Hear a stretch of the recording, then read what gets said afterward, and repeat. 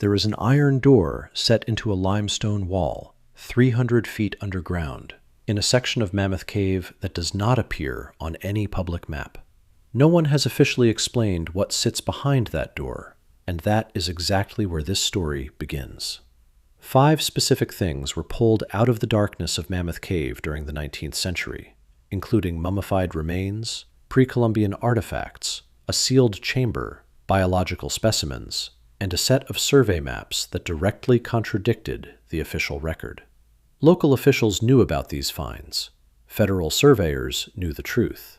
And at least one researcher affiliated with the Smithsonian was fully aware of what was happening. The records were eventually sealed, some for many decades, but the cave itself has a much longer memory than any of the men who tried to hide its secrets. Mammoth Cave sits in Edmonson County, Kentucky, tucked into a fold of the Pennyroyal Plateau, where the ground is mostly limestone, and the limestone is mostly hollow. Rain dissolves the rock slowly over millions of years, opening passages and chambers and vertical shafts that connect to one another in a system so large that no one has ever finished mapping the entire thing. The current official count stands at over 400 mapped miles, which makes it the longest known cave system on Earth by a wide margin, while the second longest system is barely half that length.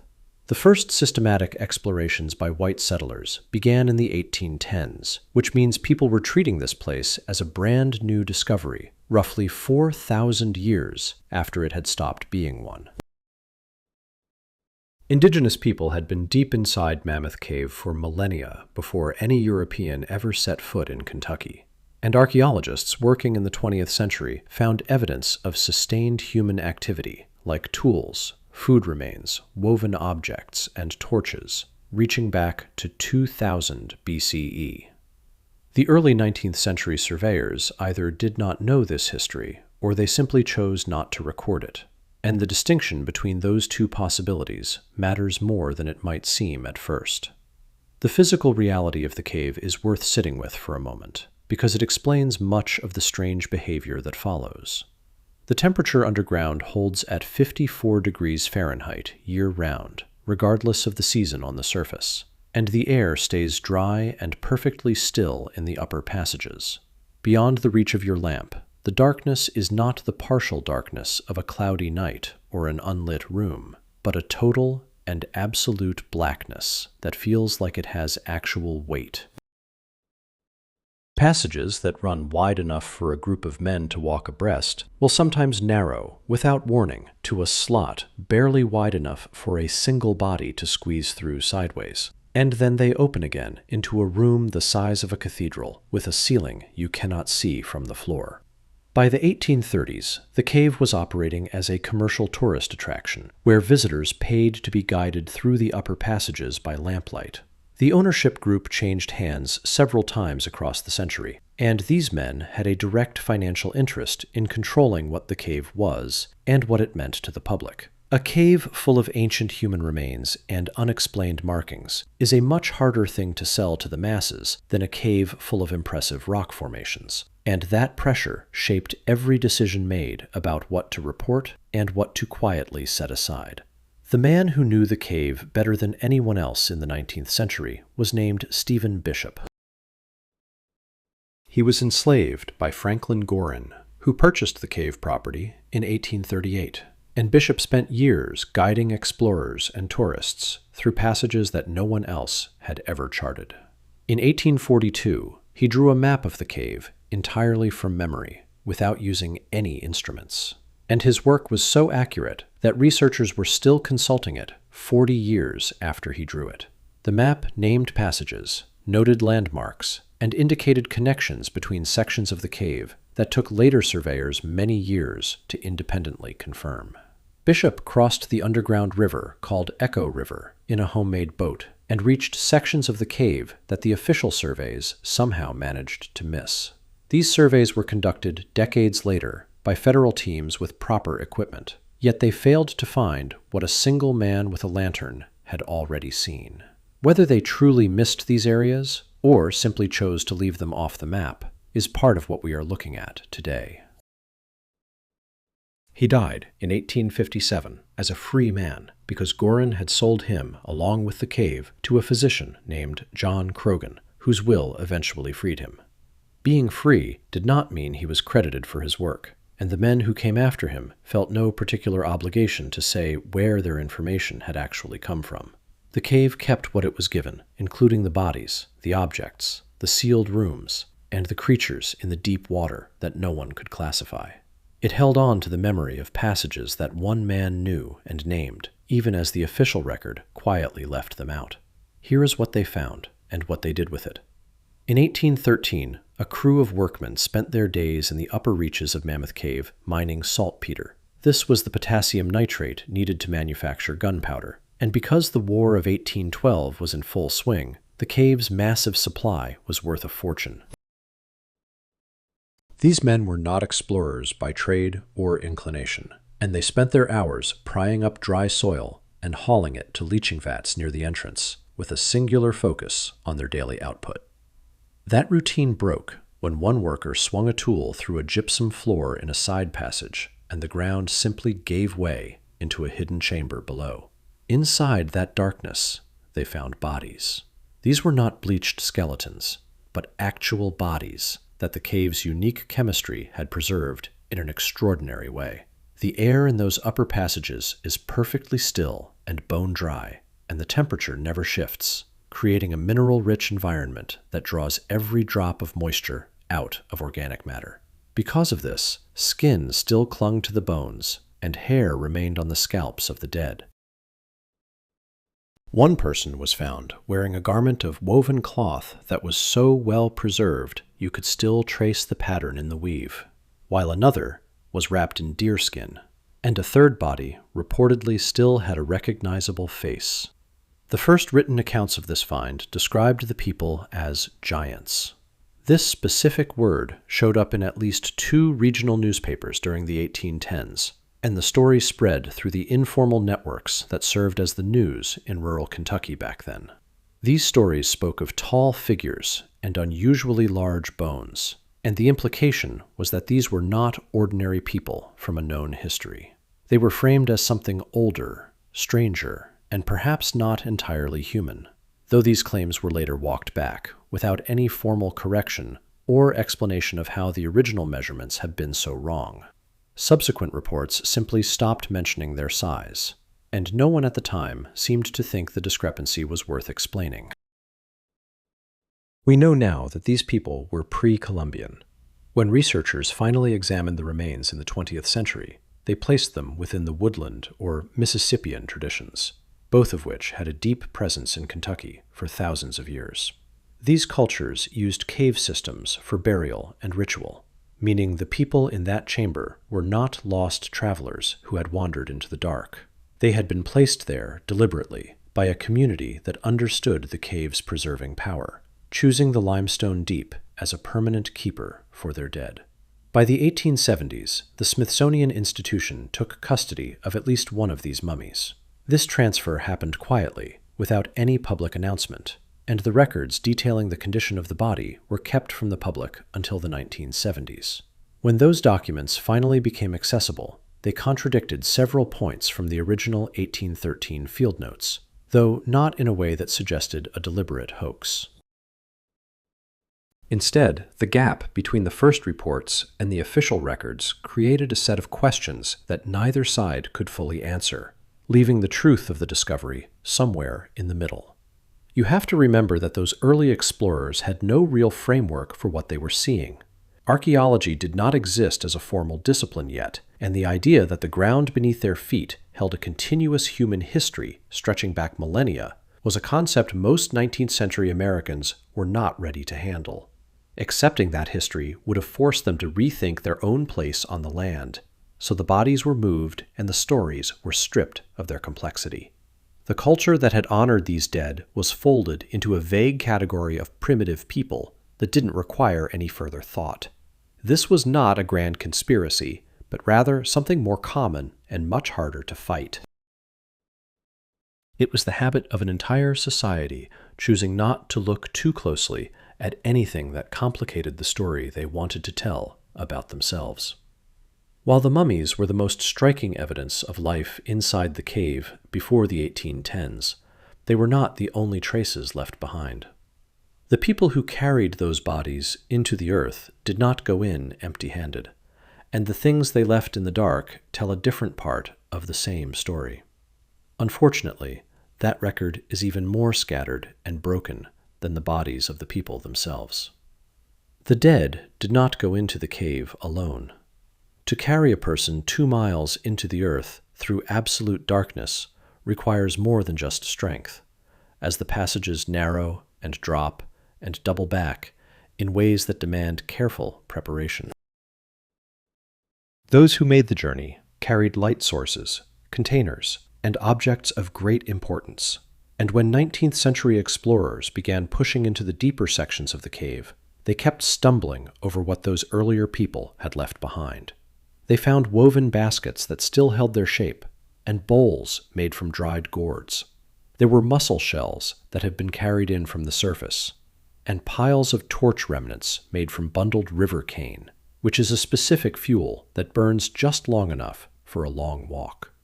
One group of explorers even found a wooden object in a dry upper passage that they described as ceremonial, but because they had no training in such things, their judgment is hard to trust. That piece vanished into a private collection long before any expert could look at it, and it has never been seen again. The most striking thing about these finds is where they were located. These objects were not scattered randomly, like the belongings of people who had gotten lost and panicked in the dark. Instead, they were concentrated in specific chambers and side passages, with a consistency that suggests these exact spots were used repeatedly over hundreds of years. People were not just passing through this cave, but were returning to the same rooms again and again, for reasons the objects can only hint at. The cane torches are particularly revealing when you think about the logistics of the trip. River cane does not grow underground, so you have to cut it on the surface and bundle it before you ever step into the mouth of the cave. A single torch only burns for about an hour, which means traveling 2 miles in and 2 miles back is a timed mission that leaves no room for error. The people who left those charred remains in the deep interior knew exactly where they were going, and exactly how much light they needed to get back to the sun. Most of these items were hauled out of the cave without anyone writing down where they were found. The men who discovered these artifacts in the early 1800s were not looking to preserve history, and context was a concept they simply didn't value. Their notes were often uselessly vague, describing finds as being in a side room or near a main corridor, which makes it impossible to reconstruct the original scene. The moment an object was lifted from the cave floor, the history stored in its placement was deleted forever. A few of the better pieces ended up in private collections in Louisville or Cincinnati, held by men who liked owning curiosities but didn't care about where they came from. Some were sold for cash, and one basket reportedly sat on display in a hotel lobby in Bowling Green for years before it disappeared from history entirely. No one took a photograph of it, and no one bothered to record the details of its weave or its dimensions. So that specific piece of human effort is just gone. When a federal survey team finally arrived in the 1870s, they brought notebooks and instruments to create an official record of the cave. Their published report eventually claimed that Mammoth Cave was uninhabited prior to European contact, which is a bold statement to make in a government document. However, the internal memos from that same team told a different story, as they specifically noted artifact sites in at least 3 different passages. The researchers knew the truth of what they were seeing, but they chose to leave it out of the version the public got to read. This leaves us with a history made of fragments, with baskets in hotels and wooden relics in private drawers, and government memos that contradict the official story. The human record inside Mammoth Cave was once massive and detailed, but the 19th century did a very thorough job of breaking it into pieces that are now too small to ever put back together. All of these artifacts pointed to a past that the official accounts had already decided to ignore. But there was one section of the cave that pointed toward something even older than the baskets or the torches. And when the men of that era found it, they chose to put the wall back up. 45 years after the saltpeter miners broke through that gypsum floor, a survey team working a passage called Audubon Avenue hit a wall that shouldn't have been there. This was not a collapse or a natural narrowing of the limestone, where the earth simply ran out of room. It was a wall of fitted stone, stacked deliberately with limestone slabs laid tight against each other without a drop of mortar, built in the way that people who know dry stone work do it. The weight of each layer locked the one below it into place, representing the kind of construction that takes hours and a degree of patience that implies a very specific purpose.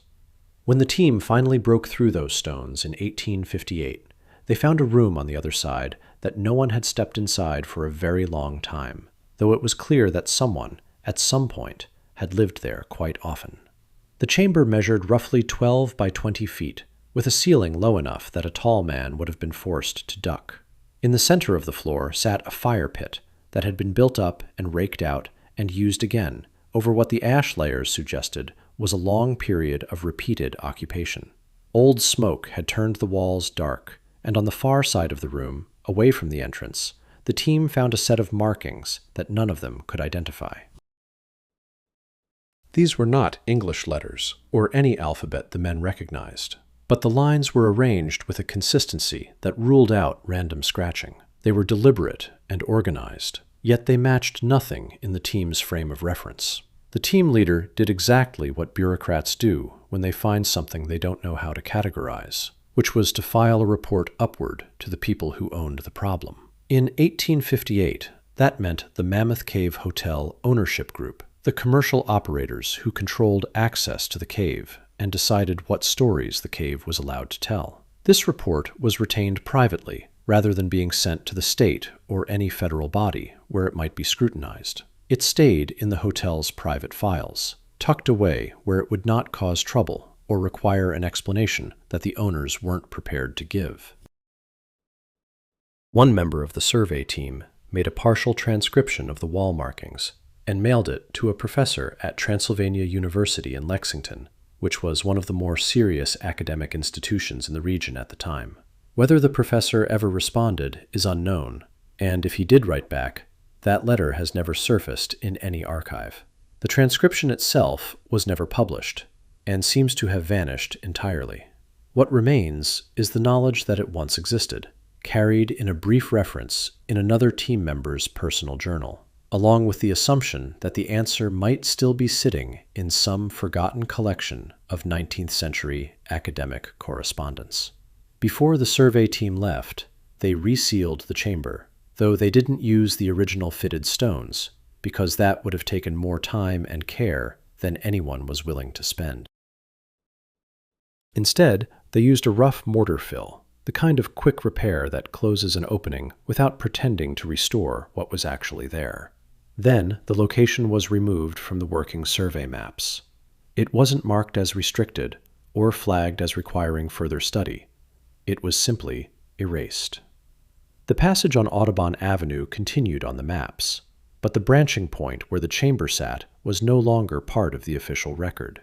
3 questions remain that have no answers, and will likely stay that way forever. We don't know who built the seal, or which side they were on when they did it, because the dry stone wall was constructed from inside the chamber, meaning whoever sealed it went in and built the wall behind themselves. We don't know what the markings on the far wall said, and we have no idea how long the room had been closed before 1858. The fire pit's ash layers suggested long use, but no one thought to date them, and the mortar fill that replaced the original wall effectively buried whatever physical evidence remained inside. What the survey team did when they resealed that chamber and pulled its location off the maps wasn't destruction in the explosive sense, but something much quieter. They found something they couldn't explain, put it back where it was, and made sure the next person wouldn't find it by accident. The record didn't reflect what they had seen with their own eyes. It reflected what they had decided the record should contain, and those are two very different things.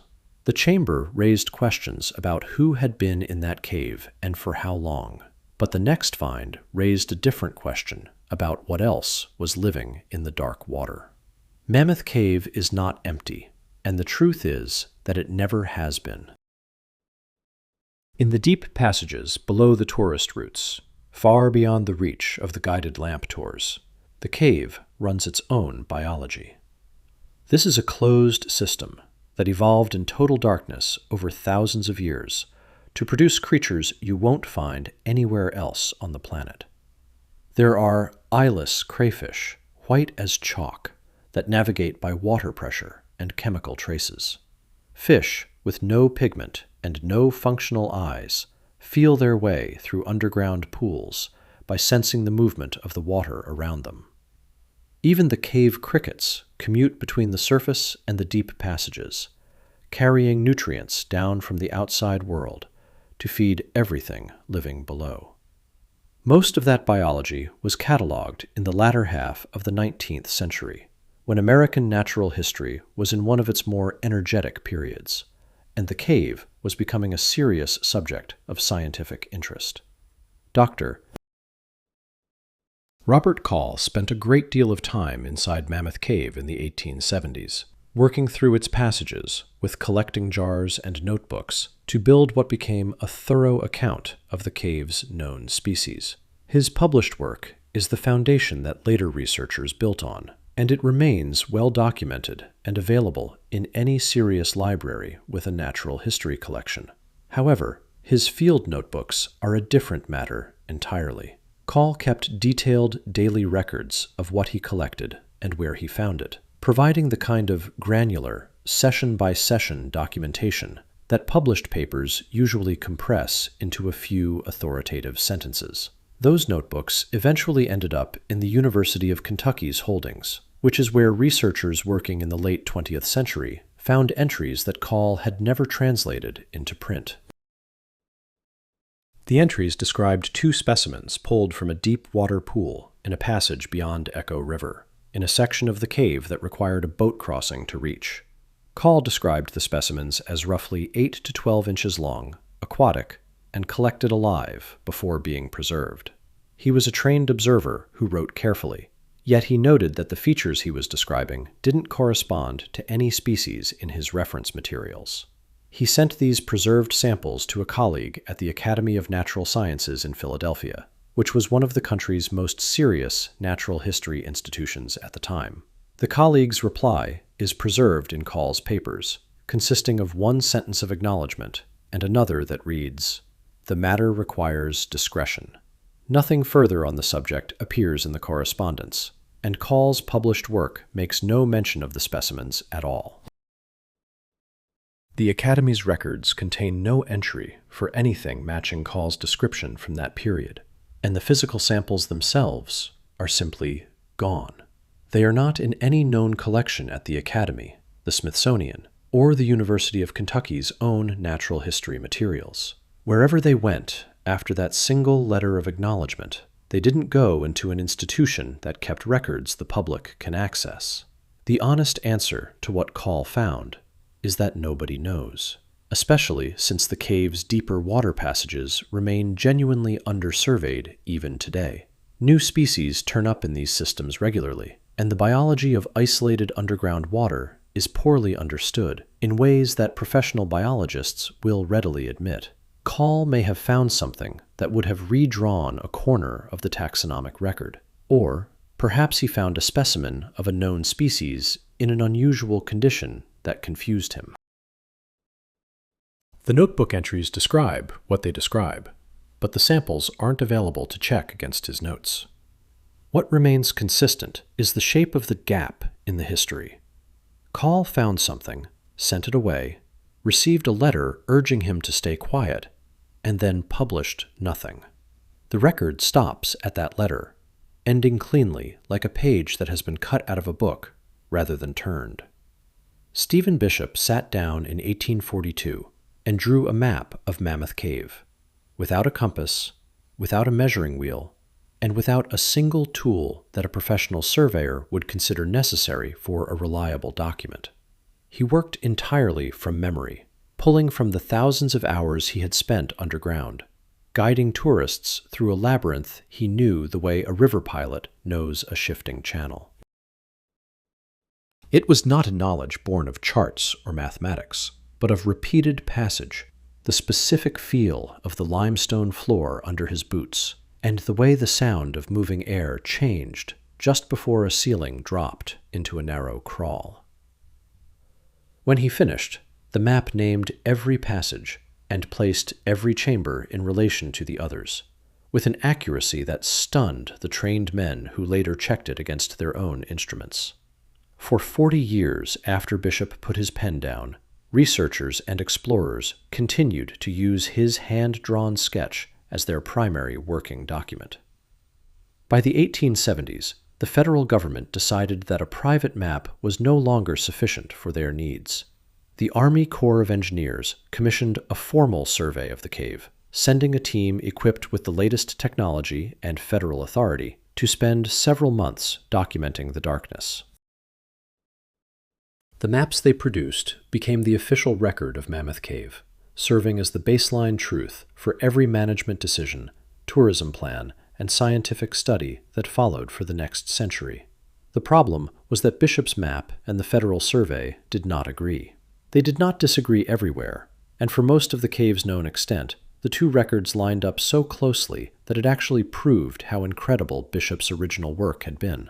However, Bishop's map included passages that the federal survey ignored, and it featured at least 2 large chambers that simply did not exist on the government document. The federal team had better tools, more men, and a formal schedule backed by the United States government, which makes their omissions difficult to explain away as simple mistakes. The most likely reality is that they either failed to go where Bishop had gone, or they reached those places and made a conscious choice to leave them off the paper. One specific section of Bishop's map stands out from all the others. He labeled one particular passage not with a name, but with a single symbol, making it the only spot in the entire system he refused to christen with his usual descriptive titles. He mentioned this place in a private letter to a friend in the early 1850s, calling it the oldest part, and claiming the formations there looked like nothing else in the rest of the cave. He never explained what he saw that made him reach for a symbol instead of a word, and that brief, cryptic mention is the only account of the passage that survived him. The field notes from that federal survey were held internally by the Army Corps of Engineers and did not reach the National Archives until 1961. Within those dusty pages, researchers found a reference to a disputed passage, along with a direct order from the team leader that it be left out of the final maps, pending further review. That review never happened, and the team filed their reports while the disputed passage remained a ghost in the official record. It was not flagged or explained, but was simply absent, much like Call's specimens or the sealed chamber that vanished from the working maps after 1858. Bishop died in 1857, which was 4 years before the federal survey team even arrived at the cave. He never had the chance to sit across a table from the Corps of Engineers and point to his map to show them exactly where they were wrong. The men who ran the survey had spent their lives in institutions that had very firm ideas about whose knowledge was authoritative, and the hand-drawn map of a formerly enslaved guide was never going to sit at the top of that hierarchy. During the 20th century, independent cavers began reporting passages that appeared on no published maps, often in the exact areas where Bishop's document and the federal survey diverged. These reports are informal and often lack the documentation required to change the official record, but they represent a persistent reality of people finding things where the map says nothing should be. The survey maps are perhaps the clearest example of the pattern running through all 5 of these finds, showing us that the record was built by people with specific interests, and what they left out is just as important as what they put in. When you look at these 5 separate finds, and the 5 separate decisions to bury them, the picture that emerges is not one of a grand conspiracy. It is something much more common and much more durable than a secret plot. The mummies represented a direct threat to a very specific story. The 19th century narrative of the American interior relied on the idea of an empty land that was unclaimed and waiting for discovery. Finding bodies in a burial chamber that had been preserved for 1,000 years, wrapped in cloth with intricate patterns still visible in the weave, did not fit that story at all. Because they contradicted the foundation of the era's politics, they were moved to an institution with locked files, and the newspaper accounts of giants were allowed to fade away. The entire culture that had placed those people in the earth was folded into a vague, nameless category that required no further investigation. The artifacts only made this problem worse because they proved a sustained and purposeful presence deep underground.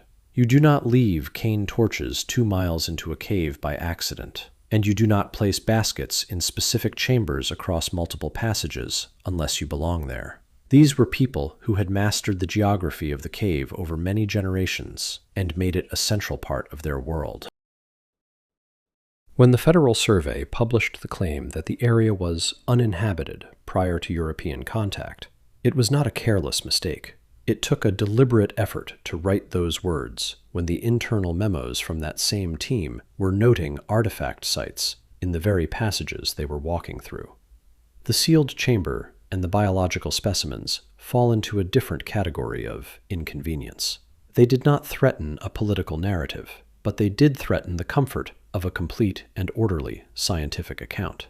The sealed chamber raised questions about who built the wall and what the markings meant that no one on the 1858 team was qualified to answer. When a professional cannot answer a question publicly, the easiest path is to make sure no one else has the chance to ask it. Similarly, the specimens Call sent to Philadelphia suggested that the classification systems scientists had spent their careers building were missing something massive. Writing that a matter requires discretion is what you do when the truth might embarrass the experts. The maps bring the entire issue into focus by showing how the problem became structural. It was not just that individual items were hidden, but that the underlying document of the cave itself was controlled by people who decided whose voice mattered. Bishop knew the cave better than anyone who ever lived, and his map proved it every time a surveyor checked his work. None of that mattered to the federal team, who had no institutional reason to listen to him, and every reason to ignore him. What connects all 5 of these stories is not malice, but a consistent calculation made by different men across different decades. They all decided that certain information was simply more trouble than it was worth. Even today, the cave is still giving up new passages as modern teams add miles to the map in areas the 19th century record ignored. The location of the sealed chamber remains a secret. Call's specimens are still missing, and Bishop's omitted passages are still a subject of debate among those who spend their lives in the dark. The records were never sealed because the information inside was dangerous to the public. They were sealed because the facts were inconvenient to the people in charge, and inconvenience is a problem that never truly goes away on its own. The cave held on to everything, from the bodies and the baskets to that sealed room and the strange creatures living in the deep water. It even kept the record of a man whose map guided people for 40 years while his own name was scrubbed from the pages. Most of these secrets remain underground in passages that no official document